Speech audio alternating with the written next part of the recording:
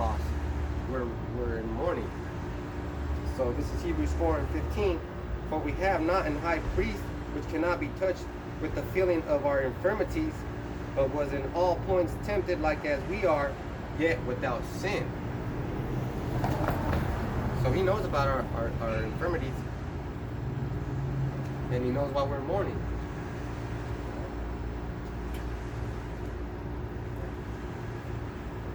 So when we put on the garment, we're showing you that, we're in a humble state. Let me get this in the next scripture. This is Exodus 39 and 42. According to all that Yahweh Hashem Yahushai commanded Moses, so that the sons of Israel made all the work. It says children, right? Okay, so now according to all the Lord that commanded Moses. So when you see Moses and commandments, you know it's the law. It's the law. If you're going to be out here prophesying, you should at least wear your uniform. Because that security guard was wearing his uniform. We knew he was a security guard. That's what I'm saying. At every job you go to, you have to wear your uniform. Because it identifies what kind of job you do. Just like sports, they wear their uniforms because it identifies, who they're playing for, what team they're on. Everybody knows who we're playing for. The most destructive force ever. How about you now outside? You don't wear if a 49ers playing the Raiders. You don't wear a Green Bay Packers jersey. Yeah, a 49er is not wearing a Raiders jersey and playing for the 49ers. Now you'll see a Raiders fan in the black hole, and you'll see a Raiders fan in the red zone, or whatever the fuck we call it over there. But you don't ever see the Raiders rooting for the Niners. Fan, not the fans. That's actually a false advertisement, If you're wearing something different, if you're speaking something the same but wearing something different. Yeah, man. Can you imagine if there was 4 of us, 2 of us looked like this, and 2 of them had shirts with fucking fringes on it? Because right there, that looks like a unity camp. That looks like chaos. That's confusion. And we are doing unity camps because there's GMS camps all over the world.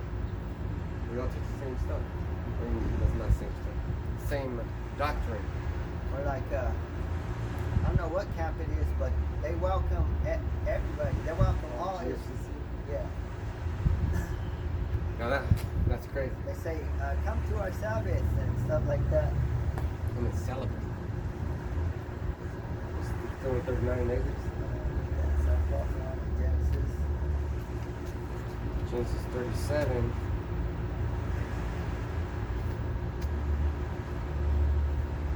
What was it, 37? This is Genesis 37 and 34. And Jacob rent his clothes and put sackcloth upon his loins and mourned for his son many days. So he took off his worldly clothes, the clothes that we wear, in the world, and then he put on what's called sackcloth. Now, when you go to Wikipedia and you put sackcloth, this is the image that it gives you. It looks like just like our. Yeah. It looks like our garments. That's funny. You see that? So that's sackcloth, and he has a hole for his head, just like how the scripture said, and he's covered up. That's just funny. Cause see. Okay, let me explain something to you. The Annie's, if I could just say this, why would they make sackcloth? Yeah, because a sack, it when you hold it, it holds up, Tons of potatoes. Yeah. Whatever. But at the bottom it's closed, right? It's strong. But if you turn it upside down and you make a hole in it, it's gonna look like this. And it doesn't have no sleeves. Yep. Now why wouldn't Esau I'll just say, hey man, pretty soon these Israelites are gonna wake up and they're gonna start wearing sackcloth. Let's get rid of it so they forget about it.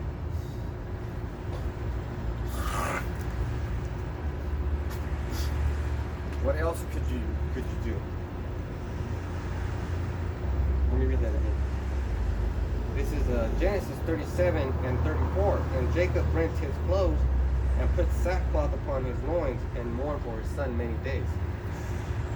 So why did he rent his clothes? He was like, fuck these worldly clothes, I'm putting on the clothes that Yahweh Shai told me to put on.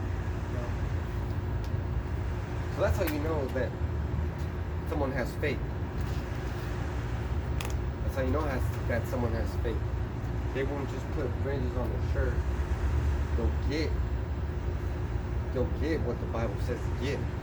Yeah, because when they were describing the priests, to get this and get that for the garment, they were stacked. They were stacked. We don't have to wear all those things. We just have to wear one garment on top of everything, on top of our worldly clothes. And that's why we're in mourning, because we can't mix fabrics. That's the law too. You can't mix fabrics. This is sackcloth. This is polyester or cotton. My pants are velour. My socks are cotton. Shoes are mesh shoes.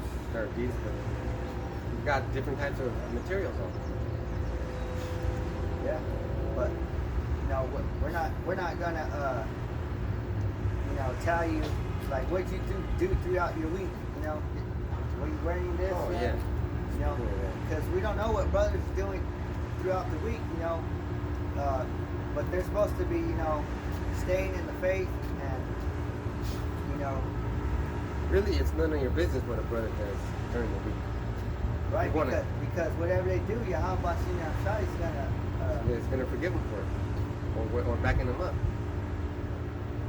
You can ask, hey, how's your week been, man? Or you need gas money, or you need something. When you have it. Oh, what were you doing? Did you eat pork? Or did you do this? Did you do that? Did you follow the law, statutes, and commandments? All 613 of them. Yeah, we're not saying like that, but we are telling you the important things. Yeah. Like the things you can do right now. You can hold a garment. Yeah, and you can read the Bible. So those guys, I heard some guys were saying that you can't go out and preach and something crazy. I don't know. Those same guys and I don't even know Aiden's Hebrew name. But he might have changed it. But also we're just getting on you because we love you, man. You should heed these words that the brother's saying to you. Get your priestly garments. Get your royal priestly garments, as a matter of fact. Even though they're sackcloth, they're going on princes. They're all princes wearing it. How stupid would that be if an Edomite wore sackcloth? You know straight away from the gate that who should be wearing that. That's why they call us bums. They don't know.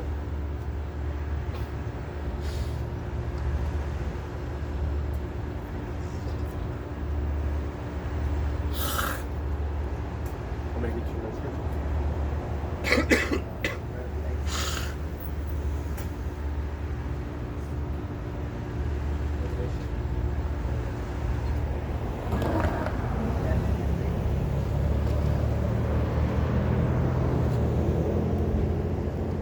Revelation 11:3. And I will give power unto my 2 witnesses, and they shall prophesy 1,260 days, cloth in sackcloth. And that's speaking about the time now. The 2 witnesses represent Israel, the Israelites. Southern kingdom and the northern kingdom. And that's what we're wearing right now, the sackcloth then, because we're mourning right now because we're in punishment. You know. Oh yeah, we're in punishment. Edomites are over us. The whole system is fucked up. Like we're supposed to be getting the holy days off so that we could keep to them. But we had to work and we had to use our vacation days or sick days or whatever. We had to do stuff like that. We keep going. Psalms 69. This is Psalms 69. Psalms 69 and 11. I made sackcloth also my garment, and I became a proverb to them. Right, so it said he made sackcloth his garment, and he became a proverb to them. So that's why when we're out here and we're wearing these garments, we look like a proverb to the people on the other side. Yeah, that's why I was gonna call it. Anyway, security guard came over. You seen the garments? Yeah, he said he never seen us out here. He's just seeing what we were doing. Hey, but now he sees us, he knows what we're doing. And if somebody, a supervisor asks them, hey, what are those guys doing? Oh, they're just reading the Bible. They're just there, man. Now, I could have told them prophesying the downfall of America. See, you have to be different. You have to what's it called? Judge the distance or time the person. I know a month ago or a couple months ago there was a jackass on a bike and I got into it with him, but I didn't get into it with him. It's the time and season, the spirit you're in. Spirit, there's a different vibe to every spirit. Still in Psalms?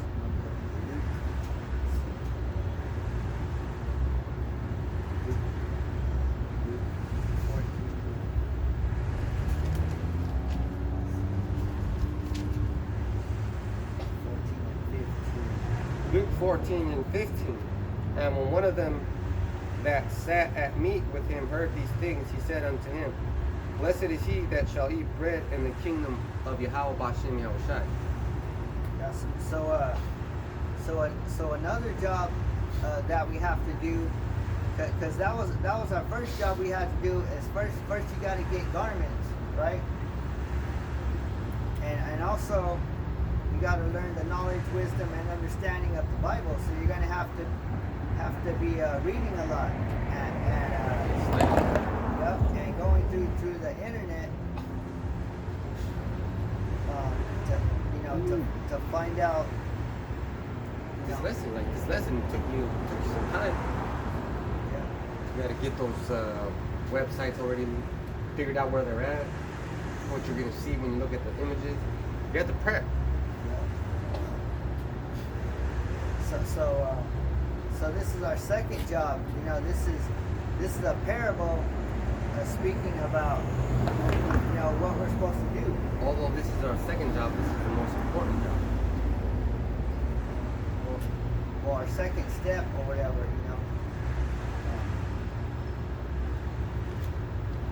Still in Luke? It's the same job, but it's a different.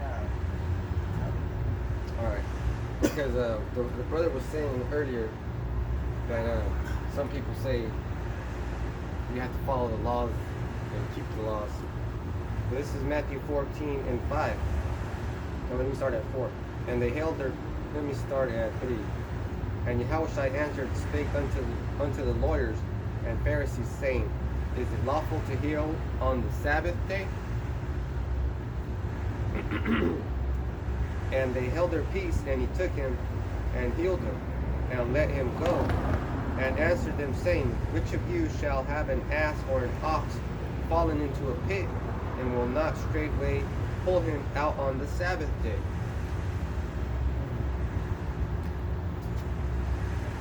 Nothing else to say? So what was that? 15 or 5? That was 5. I'll only give 15. Oh, it was 15. No, that was 5. Oh, okay. Do you want me to give you You want 15 to again? say something on that? All right. Right. So this past, when was it? Saturday evening to Sunday evening was the Day of Atonement. Now, kept it to the best of my ability. I didn't eat or drink for 24 hours. Now I was walking up and down, and I was like, "Man, hurry up, man! The sun went down. I was starving. I was thirsty." And then when the sun went down, I ate. But guess what? That was a Sabbath day too, and I still fed my chickens. I still, took care of the kids or whatever. I still did laundry. I still did what I had to do. Now that might not be the same thing, but you can compare it to it. We're not supposed to do anything on the Sabbath. We're supposed to be having a day of rest. And today is the Sabbath. Look, the Sabbath is starting right now because the sun's about to go down, and that's going to mark the beginning of the Sabbath. We're doing the work. Let me get 15. Luke 14 and 15. And when one of them that sat at meat with him heard these things, he said unto him, Blessed is he that shall eat bread in the kingdom of Yahweh. So there was a man, he was sitting down with Yahweh, the Son of God, and he said, Blessed is he that shall have meat in the kingdom of God. Yeah, blessed is he that will have meat in the kingdom of God. So keep going. Then said he unto him, A certain man made a great supper and bade many, and sent his servant at supper time to say to them that were bidden, Come, for all things are now ready. And they all with one consent began to make excuse.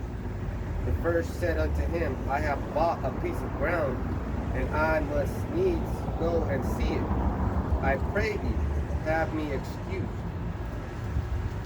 So verse 16 said, Yahweh replied with this story. Oh, Salakia, read that. Read 16, all right.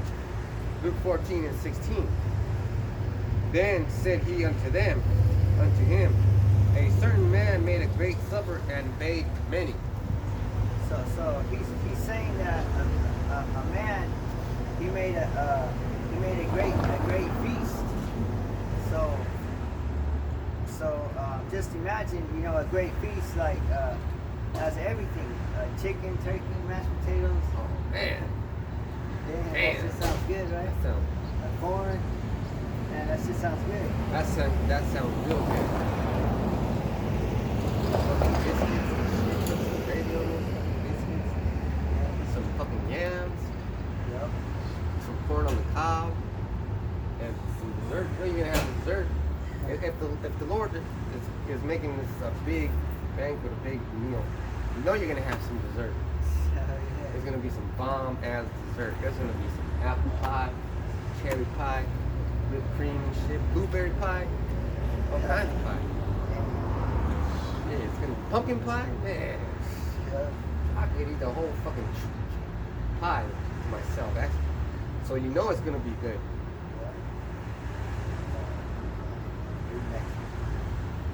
Verse 17, and sent his servant at supper time to say to them that were bidden, Come, for all things are now ready. Yeah, so it was ready. So now he's telling the guests to come that is ready, right? It's ready. Everything's ready. We're about to It's getting hot. It's hot. It's smelling Hot. good. That. Can't wait to get to the kingdom. Read the next one. Verse 18. And they all with one consent began to make excuse. The first said unto him, I have bought a piece of ground, and I must needs go and see it. I pray thee, have me excused. So look at that. There's this big feast that's waiting. That this man prepared, but now they're making excuses. Why would you make an excuse? Like if the brother is telling you, You gotta get a long garment. You gotta put fringes on it. You gotta do this. You gotta do that. And you should probably do it. Because it's part of the Supper is the feast. feast. It's part of the feast. Hey, how the hell are you gonna go to a big feast not dressed up? You ain't gonna get dressed up to go to a feast. Somebody's inviting you to go to a party, man, and you're gonna fresh out of work, just go in your work fucking clothes, thinking like shit. I think too the scripture says something about a wedding garment too. And that's the garment, you know, that's when we're joined to Yahweh Shai. Oh yeah, speaking of that, when you see one of these weddings out here in the world, the bride and the groom are dressed up, looking real good. So the whole people that are having this party are looking good. Some are looking better than others. But everybody's looking good because they're going to have a good feast. It's a celebration. Verse 19. And another said, I have bought 5 yoke of oxen, and I go to prove them. I pray thee, have me excused. They care about their oxen, you know, more about you know, the Lord's Supper. Man, that's messed up. And that 5 oxen could be anything. Oh, I just got a brand new car, man. Or my wife's about to have a baby, man. I need some time off. In these days, it's different, you know, because we don't have oxen anymore, but we do have something else. We have tractors now. How the fuck do you use oxen? I mean, I went back to Mexico to see people using oxen. I don't remember how to put the yokes on, but I had to try to pretend to do it. And my grandpa wanted to see me fucking do it the old school way. And I was like, man, this is fucking hard. I'll just fucking get a tractor. I turned it on. Then it has computers on it. You can fucking plow on the whole field in minutes, in hours. If you do it with the oxen, it's gonna take you all day. That's why it's saying, look, man, it's gonna take you all day. Let me prove these oxen. Please excuse me. And that's basically what all these people do that come up here, ask questions, and don't stay for the whole church. Or they say they're gonna come back and never do.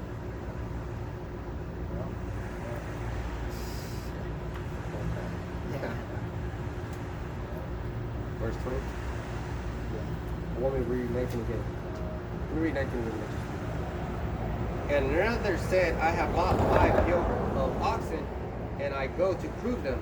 I pray thee, have me excused. So he was praying, you know. He was. These.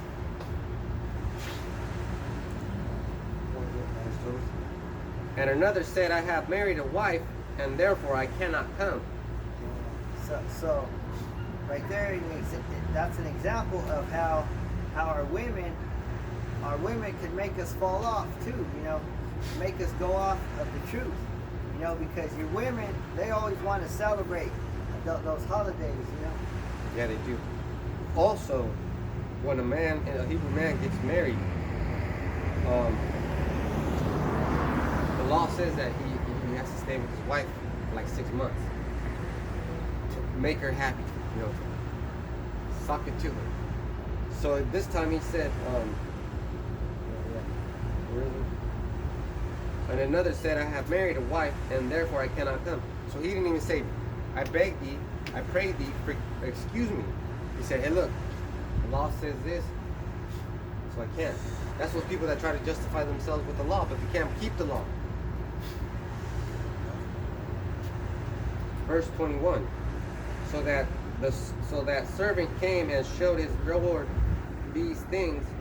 Then the master to the house, being angry, said to his servant, go out quickly into the streets and lanes of the city, and bring in hither the poor, and the maimed, and the halt, and the blind. So said the servant. Can you read it again? Yeah. So that the servant came and showed his lord these things. Then the master of the house, being angry, said to his servant, go out quickly into the streets and lanes of the city, and bring in hither the poor, and the maimed, and the halt, and the blind. So the servant, he came back and told his Lord, and the Lord got angry. So he said, instead go out, get the lame, the poor, the crippled, The hungry. Yep. Verse 22, and the servant said, Lord, it is done as thou hast commanded, and yet there is room. So he went and got those, all the poor, lame, and crippled, and there was still room. That goes into being the elect is very chosen few. It's not for everybody. The truth is not for everybody.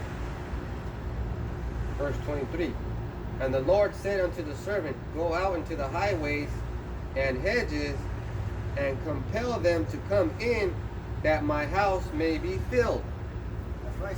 So the servant, that represents, us, the prophets who are going out in the highways and the byways, because we're the ones who are telling you about the Most High's great feast that He's preparing for you, But if you make excuses and say that you can't follow this, then that means that you're not going to get that great feast.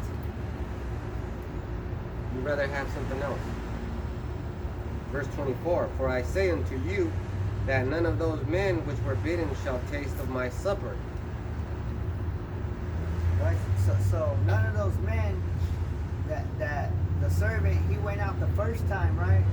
But those men who made excuses, none of those men are going to get to taste that great feast. And if I could say this, that goes into being a king in the kingdom. If you're an Israelite man, you're gonna be good. You're gonna be a royal people, but you ain't gonna be no fucking king. You ain't gonna be in charge of shit. You might be able to tell Edomites what to do, but we're gonna be able to tell you what to do and tell other nations what to do. The whole fucking nations. So man, we're telling you, man, this dinner's gonna be good. Verse 25.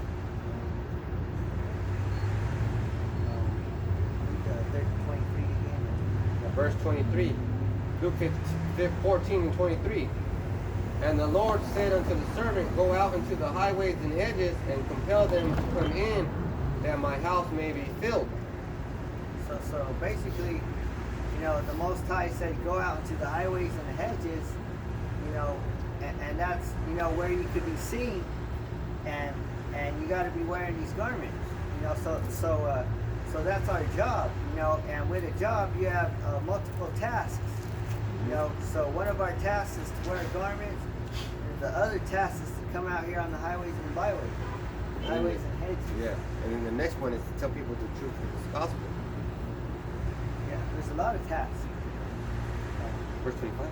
Oh, 24? Yeah, all right. So we're going to switch gears.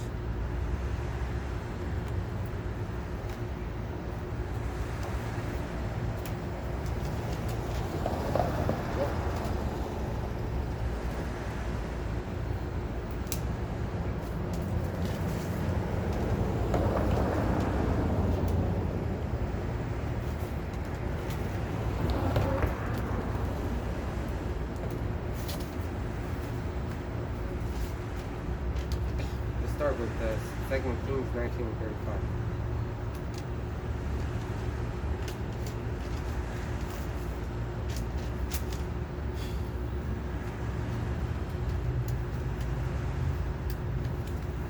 This is 2 Kings 19 and 35.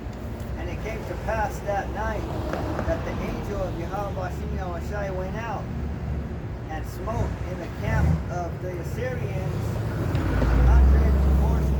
185,000.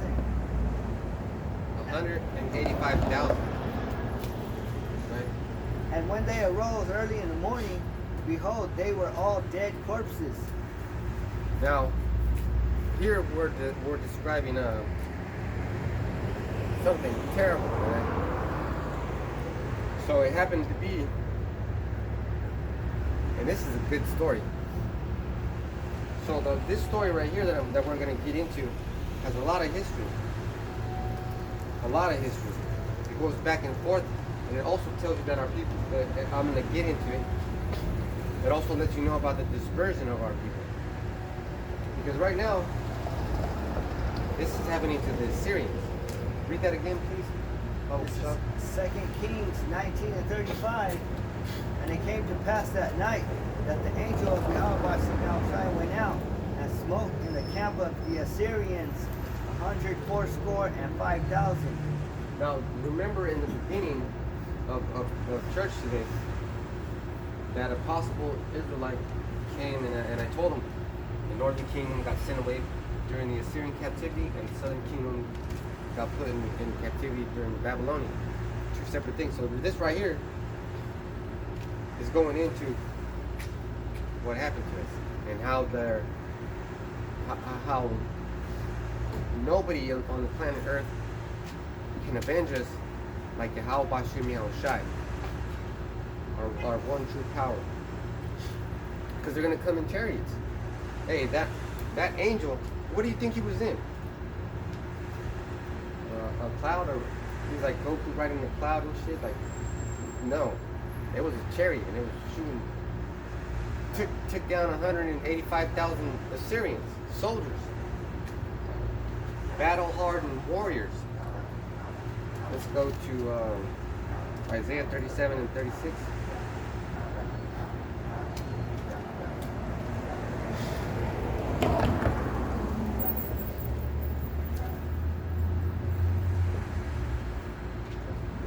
Isaiah 37 and 36. Then the angel of Yahweh went forth and smote in the camp of the Assyrians and smote in the camp of the Assyrians 180,500. And when they arose in the morning, behold, they were all dead corpses. So, Isaiah's talking about this. A couple of things I like to get on. Isaiah's talking about this. So this happened in the time of kings, right? King David, King Solomon, the kings of Judah, kings of Israel. So now Isaiah's talking about that. So now you know that our history is in this book. Our history is right here. Oh, and you don't believe that this is in history?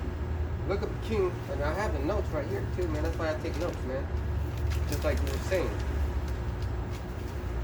If you're a man of the Lord, you're gonna have to study. Sennacherib was king of Assyria from 705 BC to 681 BCE. He is primarily remembered for his